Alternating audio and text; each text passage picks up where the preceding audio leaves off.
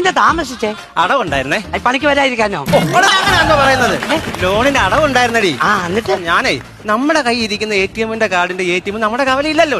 അതില്ല. അത് ഇവിടുന്ന് നമ്മൾ ഓട്ടോ വിളിച്ച് വേറെ കവലയിൽ പോകണം. ഇവിടുത്തെ എടിഎമ്മിന് പൈസ എടുത്താൽ 24 രൂപ നമ്മുടെ കയ്യിൽ നിന്ന് അങ്ങ് പോകും. എനിക്ക് അന്നേരം ഒരു ബുദ്ധി ചോദിച്ചടി. ഞാൻ അവിടെ ശശാനന്റെ ഓട്ടോ വിളിച്ചിട്ട് 60 രൂപ ഓട്ടോ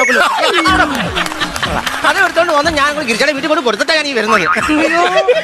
ഓടി മണ്ടി ഒന്നും ബുദ്ധിയല്ല, ഞാൻ കാണിച്ചല്ലോ എന്തോ നല്ല ഒരു ബുദ്ധി പരിപാടി.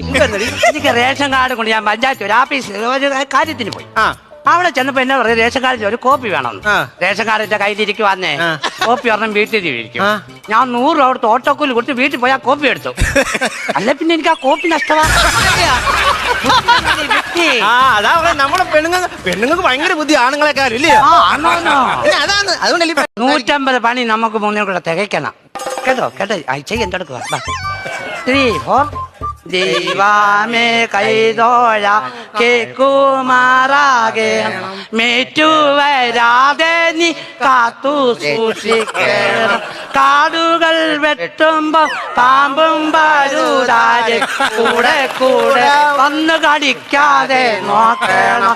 ലോണുകൾ വിട്ടുവാൻ സമ്പാദ്യം കിട്ടണം. കേന്ദ്ര ഗവൺമെന്റ് ശമ്പളം കൂട്ടണം. കേന്ദ്ര ഗവൺമെന്റ് ശമ്പളം കൂട്ടണം. കേന്ദ്ര ഗവൺമെന്റ് ശമ്പളം കൂട്ടണം. അതാരും ഒറ്റയ്ക്ക് കൂട്ടുന്നേ.